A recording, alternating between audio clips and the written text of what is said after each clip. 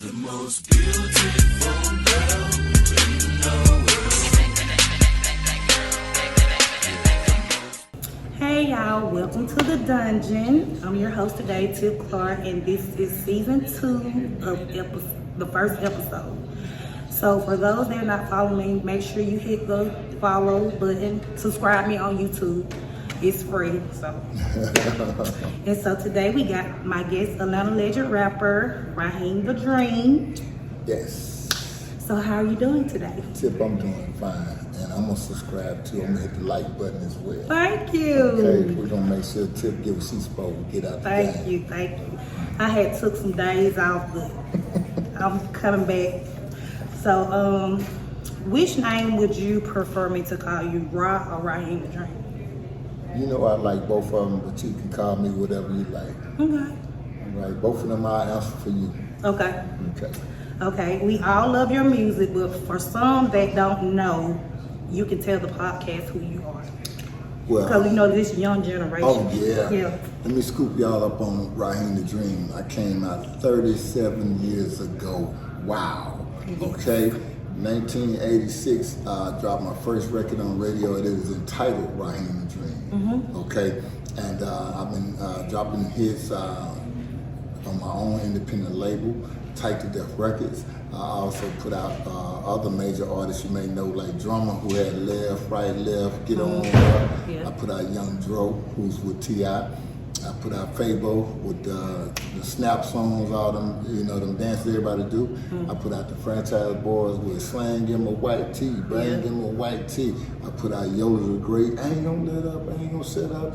Also, the guy who sung Most Beautiful Girl, his name is The Dream. Terry's The Dream Nash, big pop star. He wrote for Rihanna and all them cats. So, I touched a lot of people in the ATL. I see. You don't sound, you have did so much. Like, I've been following you for years. Like, when I was a teenager, when I wasn't supposed to be in the club, I was in there. I was shaking ass in there. So, yeah. Okay, so if I'm correct, you have 2 sons, and what are their ages now? My son's now 23, and one is 32. Okay. Yeah. You gonna have them more? Well, no, that's it. Okay. I only make boys, and they're grown men now, so we're good. Right there.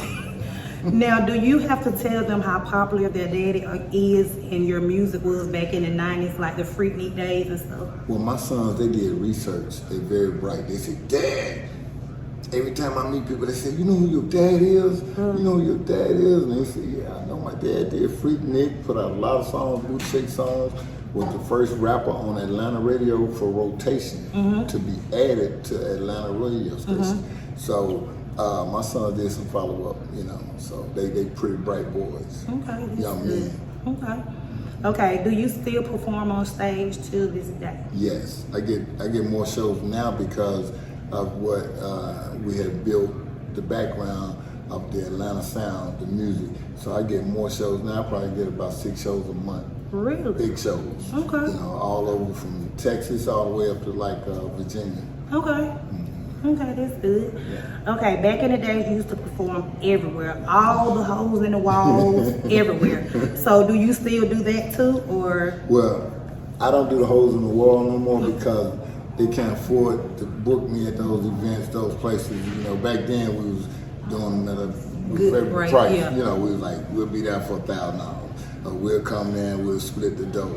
But now, I pull bigger crowds now, and I be on big festivals with other pop stars and rap legends. So we be at bigger events now. Okay. Yeah. Okay. How often do you perform now? Well, I do about 5 shows a month. Okay. Yeah. You said it, but I don't know how. Yeah, it's all good. 5 shows a month, y'all. You catch me in your town. Okay. What is the #1 song people ask to hear? Ooh, The Most Beautiful Girl. Everywhere I go, they want to hear The Most Beautiful Girl. Now, they got some of their little side B songs like Just One of My Hoes or Freak No More, Pay Your Pussy Bill, stuff like that. But Most Beautiful Girl, it's #1 across the board. Okay. Do you have an all-time top 3 rapper list in Atlanta? In Atlanta, I would say my #1 would be Dre 3 Stacks. I love his flow. I like 2 Chainz. And I like my boy MC Shadi.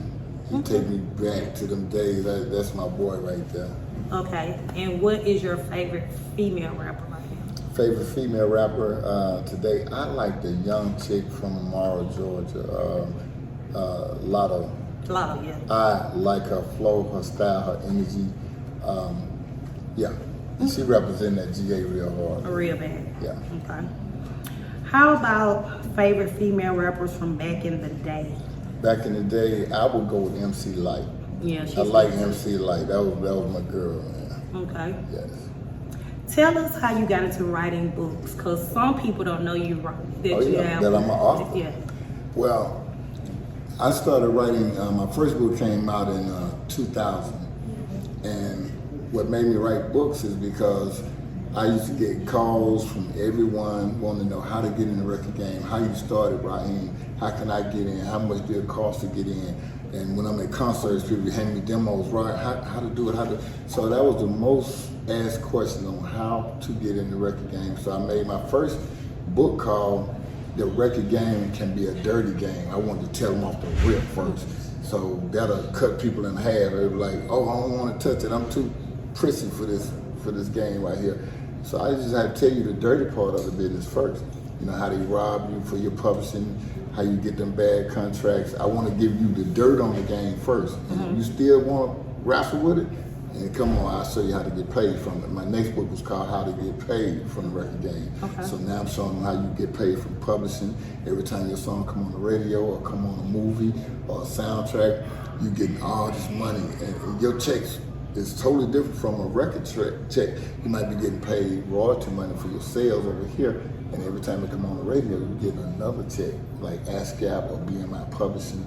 So a lot of people didn't know that. You know, you writing a song and you don't get your song registered. I just want to be a star. You don't know the paperwork, so that's why I came out with the books, so I can show you how to get the maximum money for your music. Okay. So I know they sold out. Oh yes, ma'am. Yeah, they was like off the shelf. Real bad. Okay. So won't give free game or do.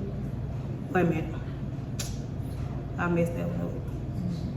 What do I have to do to buy your book? Well, you can go on. I have social media, and I give y'all those platforms. Yeah, we need to know that. Yeah, you can go on there and find out, because I'm working on a new book that's going to be like an ebook, and I'm gonna combine all three books that I had into one. So you don't have to go try to find those three books. I'm gonna have it all in one book. Okay. Yeah, so it's gonna be real tight. That's gonna be the new up-to-date version, because some of the laws have changed. It's newer ways to make money now. There are no more physical record stores. I used to have those in my book for information, so you can find out how to get your music put on the record store shelves, stuff like that. So I was really teaching them all the game. Okay. Okay. So everybody knows that you're coming to Athens. Yes. So we need to tell them when and where, because I'm promoting it so bad. Yes, Athens. I hadn't been to Athens in a while. I love. It's been a few years. It's been a lot of years. It's been a lot of Yeah. years, and we're gonna be at the 40 Watts Club, and it's gonna be July 1st. And mark your calendar. It's gonna be on a Saturday. Yes. Everybody is gonna be there. When I say everybody, I mean everybody. Everybody, bring your mama, auntie, Yeah, dad. all of them. Yeah. You know, bring your third cousin you ain't seen in a while. So the thing is gonna be like this. I hadn't been to Athens in a while, so everybody in the surrounding areas are waiting for me to come there. And I'm not gonna be that artist that come up on stage and do 4 or 5 songs and I'm out the door, peace and love you. No, I'm going back. We're doing stuff from the 80s, the 90s, 2Gs. I'm doing Freak No More, Beautiful Girl, Hell to the Now, Pay Your Pussy Bill, Hotel, Motel, You Scared, all them songs. Okay. Yes.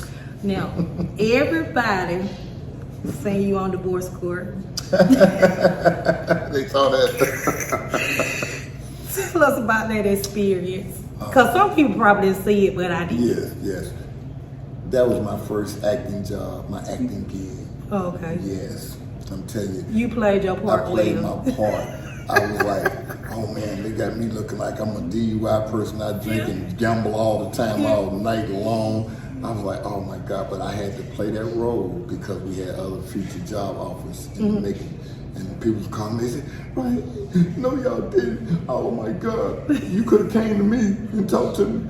I would have helped y'all out, I love y'all, you know what I'm saying? So, and I tell them, I said, good, that means I really did a great job. Me and my wife did a great job of acting. She's my business partner. She owns the record label with me. She's a singer as well. We travel the world touring. She do Southern Soul.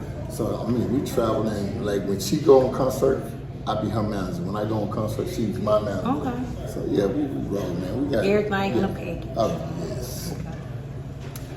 You was the first to do and say a lot in the music industry.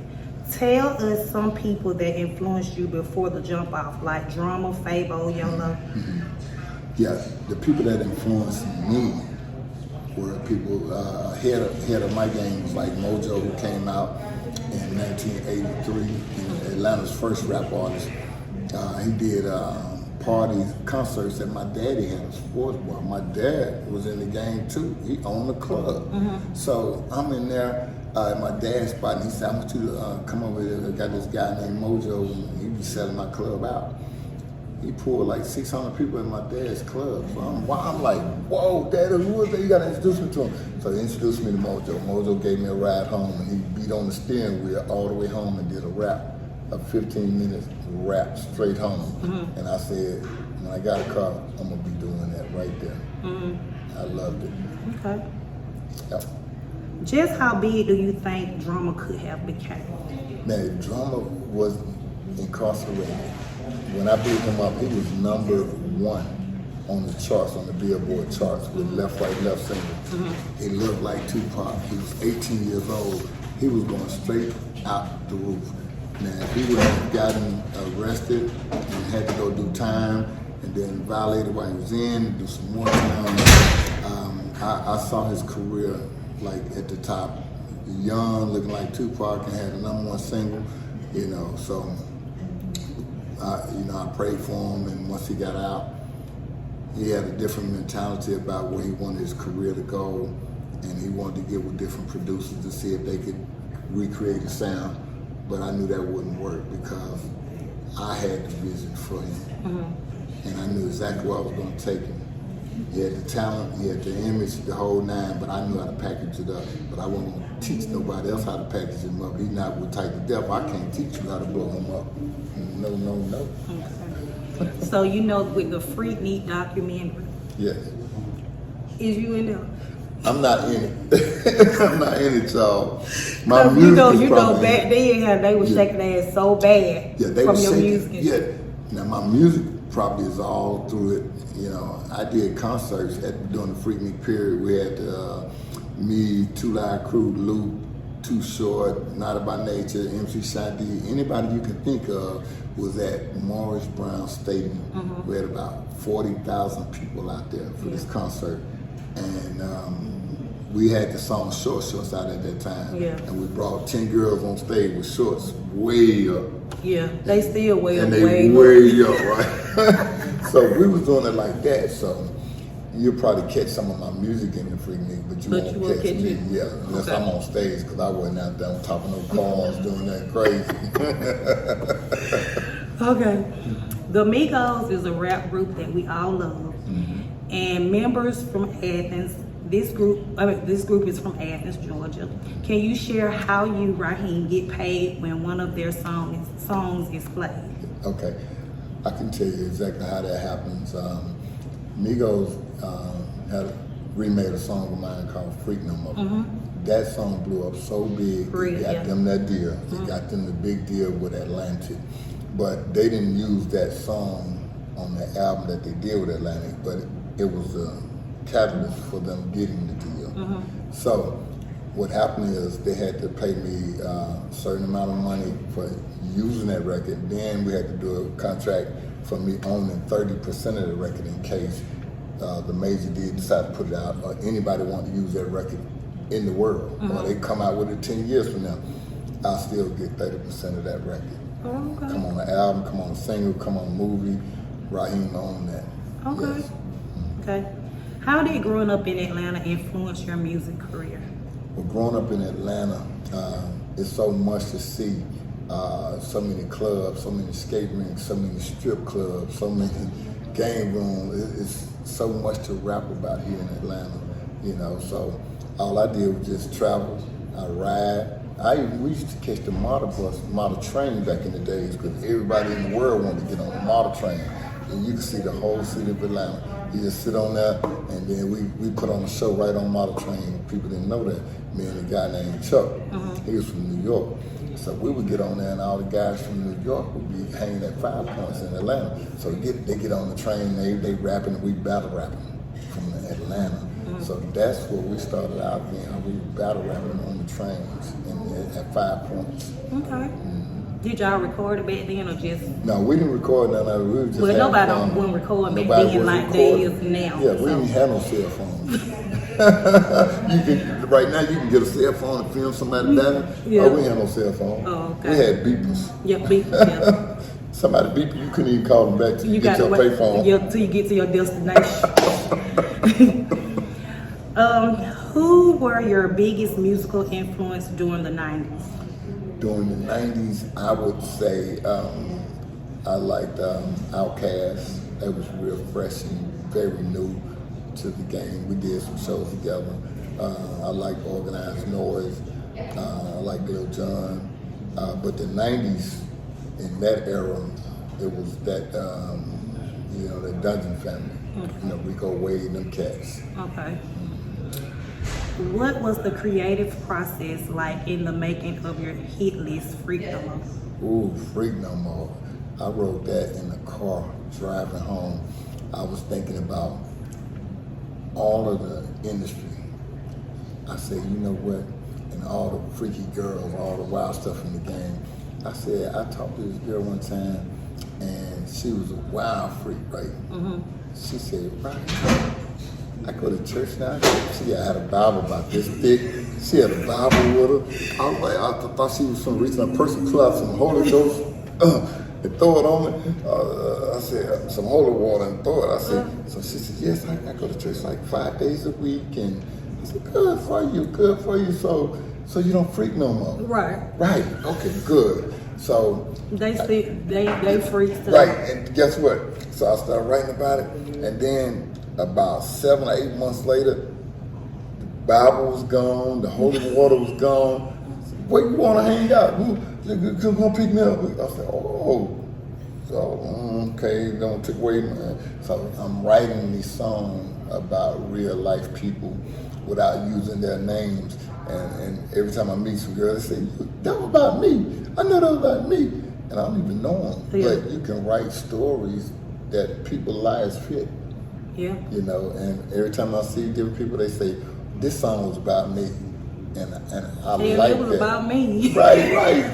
Most beautiful girl, Freak No More. These songs are about real life situations. That's why a lot of people can relate to them. Okay.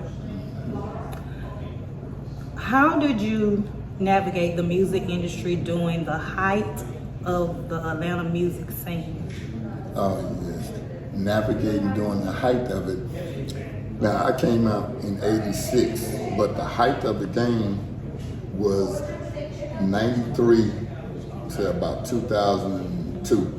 And that was the Outkast to Drummer, Lil Jon, East Side Boys, Pastor Troy, Ludacris era. Oh my God, that was the pinnacle of the game, where you got 10 or 15 artists from Atlanta and all are multi-platinum. Okay. And none of them on the same label. And the whole world is looking at Atlanta. They getting each one of our artists featured on that product. Or we got producers like Lil Jon producing for big artists.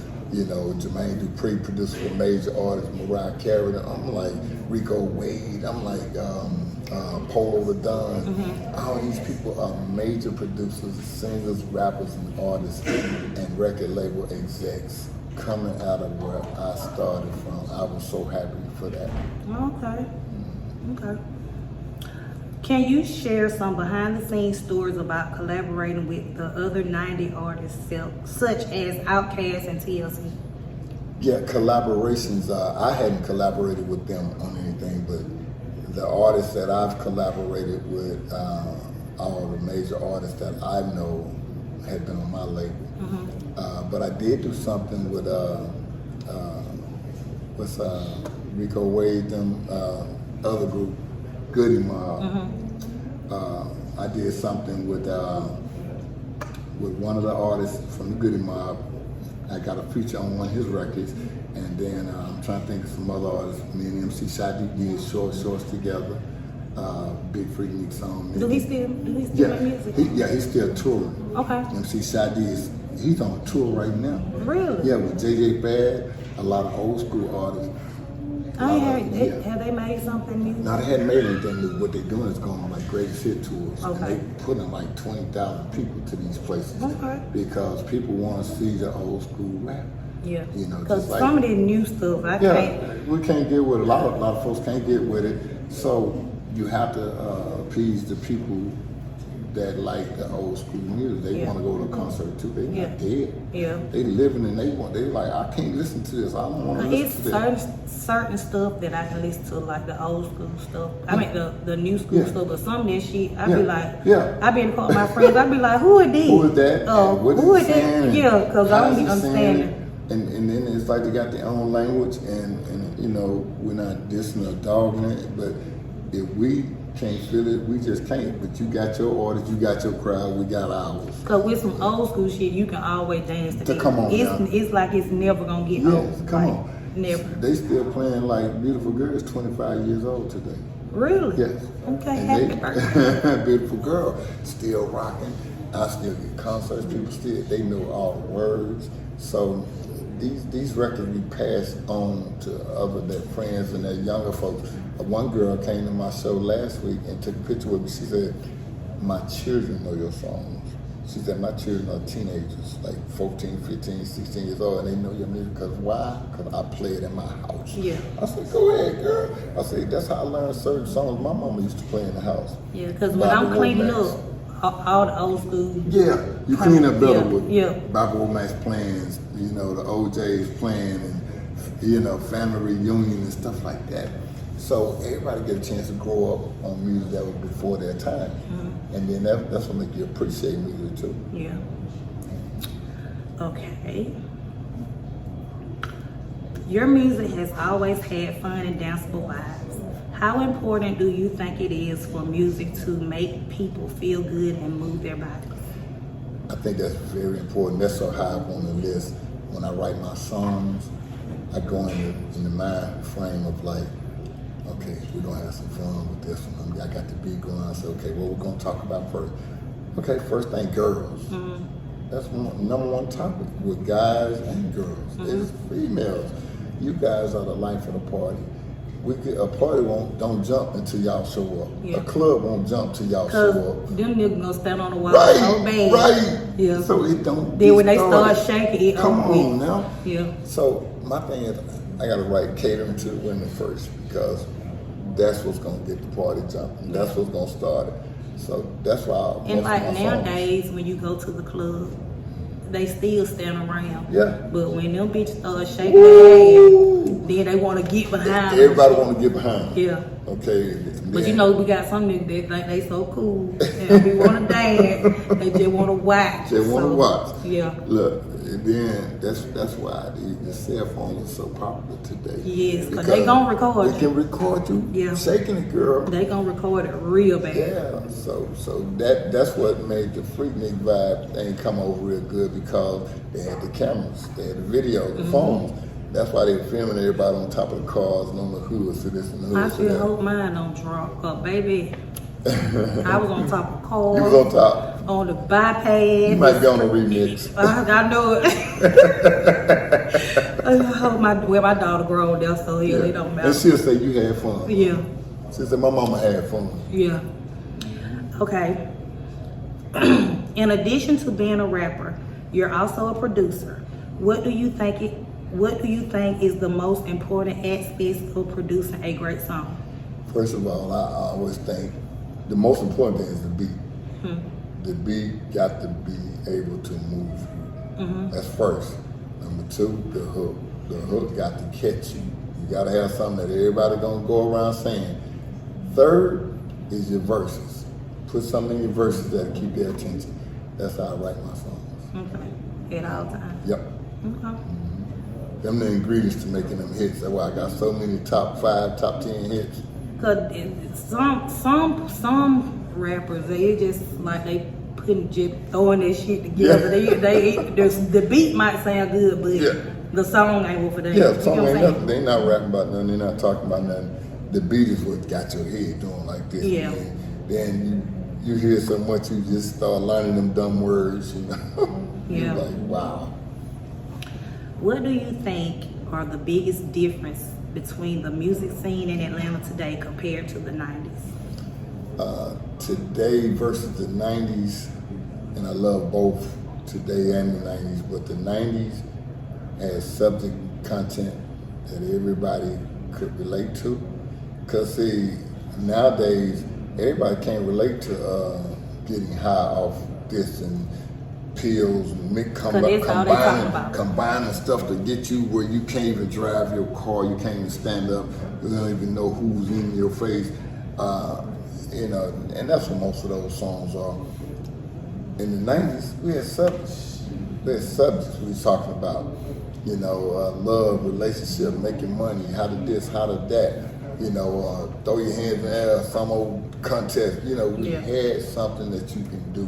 Because we did a pool party yesterday. They played one of your songs, but they was playing, but they were playing songs with someone. So I'm like, who the fuck sang that? You like, okay, who that is? Yeah, we were like, who was that? But you know, some folk knew it, but I didn't. Yeah. Yeah. Yeah. A lot of them sound alike too. So Yeah. At one time, I thought these 4 or 5 different records was one person, but it was 5 different artists. Wow. 5 of them. They was all trying to sound like Young Thug. They was all trying to do his flow. But it was a whole nother artist. I was like, wow, you want your own style? Do you have any particular memories of performing live shows during the 90s that stand out to you? Yes, I have some. In the 90s, I used to go to Montgomery, Alabama. I love Alabama shows. They pack out like crazy. I was at a stadium in Montgomery, Alabama, and it holds it was called the Garrett Coliseum, hold 9,000 people, and there was 9,000 people there, and every one of them knew my songs. All of them. Every song. I was being played on Hot 105, station ran by Michael Long, legendary Michael Long. I'm dropping albums. I got an album at #1 in Montgomery. The new release came out and it was at #4. So in the top 10, I'm at #4 and #1 on the rec sales. So I got a #1 album and the new album is at #4. They love all your music. So that right there is a moment for me, Montgomery, Alabama. Okay. Yeah. Okay. Your song, The Most Beautiful Girl in the World, was a departure from your usual style and showcased your singing abilities. Was this a cautious decision to showcase a different side of yourself, and would you consider doing more songs in the style in the future? Yes, this particular record gave me it was like an architect build a building. Once you got that building up and you look at it, it's pretty and it's standing still 25 years later, you're like, that's a great building. Some of the other buildings start shaking, you know, like, oh Lord, that's the pattern you want to make music from. So I did that same pattern with a brand new release I got, and it's working. It's about a week and a half old. It's called Twerk It For Me. When are we gonna hear this? We're gonna let you hear it on your show. Okay. I got that young lady over there. You got that Twerk It For Me on your phone. Oh, you got my phone. Oh yeah, she want to hear it, so we're gonna let her hear it. It is. I just need to hear a little bit because I need to know it's gonna make me twerk. You don't got my phone? Oh, you know what? My phone be hanging out the car. But but what I did bring for you, very special. I took y'all back, old school, new school. I'm gonna show you why. This is a cassette, right? Uh-huh. How many cassettes got 40 songs on, the whole songs on? You don't know none, No. right? So we open this cassette up, look at all them song titles, greatest hits. 37 years of greatest hits. But you like, Raheem ain't got a cassette player. How we gonna do that? I said, well, Raheem always thinking, I got a USB on mine. Okay. Okay. I can't wait to put it in the So car. this is yours. Okay? Thank you. And when the kids come around, they like, I can't play a cassette, right? Because you hear the thing. You're like, yeah, don't mess with that cassette.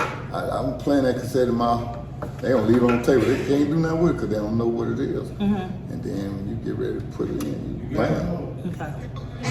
Oh, that's the song. It's coming too. DJ Taz produced. I ain't heard him in so long.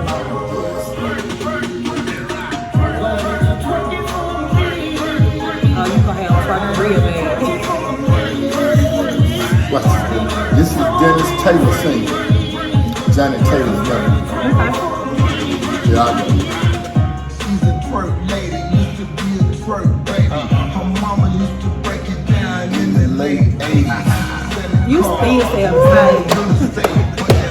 Make the same like it is in booty shape. Just to fall back on. She can make $5 all night long. Get your money, get your hoods, get the hell up out the club. Don't forget to pay your fee and don't fall in love. Okay. Where are you dropping that? That's right, that's dropped right now. Okay. Yes, and you can get it on that. You can pull it up. as Oh, it's on well. here too? No, this is not on here. This right here was Them all pressed the old up. school. Yeah, Okay. this all the greatest hits. That bad boy right there just came out. That's yours. I Yes. can't wait to put this in my car. Okay. Who are some of the artists you helped with their career in the early stages? I helped Drummer. That's the left, right, left guy. Got him with Atlantic Records. Helped Young Dro. Young Dro is with T.I. label. Helped Fabo. Fabo was with D4L and Saudi Low. We did Franchise Boys. I got them with Universal Records. Yoda the Great, I got him with Atlantic Records. The Dream, he wrote Rihanna's hit and got with a major label as well. So a lot of these people I've touched, and they all went on to become major artists on major labels. Okay. Okay. Okay, do you have any new projects? The new project I got is that Twerk It For Me. Produced by DJ Taz. You gonna be on B103? It's already on V now. Oh, okay. It's gonna come on tonight, Sunday night at 8:20 on DJ Jelly Mix Show. Okay. Cause it's Sunday, he guaranteed to put it on. He say it's so hot, I have to put it on my show every Sunday. Okay. Yeah. So do you be going to the any clubs in Atlanta, or you just go Well, on I tours? don't hang at the clubs because the clubs are where I go make my money. So I might go bowling, I might go play poker. We have a free road poker league, and I go where I don't work at. Okay. So the clubs will keep calling you. If you hang up, they're not gonna call you to come to the show. It's all he be in here Friday. He'll be in here Thursday. No. Well, that do make sense. You know what I'm saying? So I don't go where they're gonna call me for work. Okay. Okay. So you like bowling and stuff? Yeah, bowling, shooting pool, dominoes, playing poker. So that's what you do with your spare time? Yeah. Okay. Okay. Well, you need to tell my podcast people how to follow you. Okay. And what's your name and everything Okay. on social media. So Okay. we can, so I need to follow you too. All right. Okay. I'm on Facebook under Micaiah Raheem. That's MICAIAH Raheem, RAHEEM. I got Raheem the Dream as well. So my pages are full. Remember, so I have to delete people to get new people on. I hate to delete people. Yeah. The first time I deleted 2 or 3 people, they hit me right back. Why I'm deleted? I said, oh my God, y'all act fast. Let me put you back and let me start a new page. So I had to start new pages, and that's that's how I was doing that. And I'm also on IG under Raheem Still Tight to Death 1. And then I got one called I Am Raheem the Dream. So, you know, I'm out there. Okay. Well, it was a pleasure meeting you in person. I have seen you before, but it was just always in concerts and stuff, but I never met you like, personally. Yeah. Tip is so cool, y'all. This was one of the best interviews. It's relaxing. She asked different questions than a lot of people that interviewed me before. I like her questions, they're original. I enjoyed myself, I had fun. You keep tuning in to her show. Yes, okay? Thank you. And I'll catch y'all next time on The Dungeon. But before I leave, I want to give my advertisement. If you want to book Blue Up Entertainment, he provides DJ and uplighting services for any event. So make sure y'all book him. And I will be back soon again because I had to take a break from y'all because I was tired. But make sure y'all go subscribe. Hit the subscribe button. It's free. And I'll see y'all next time. Peace. Hello? Hello? Hello? Hello? Hello? Hello?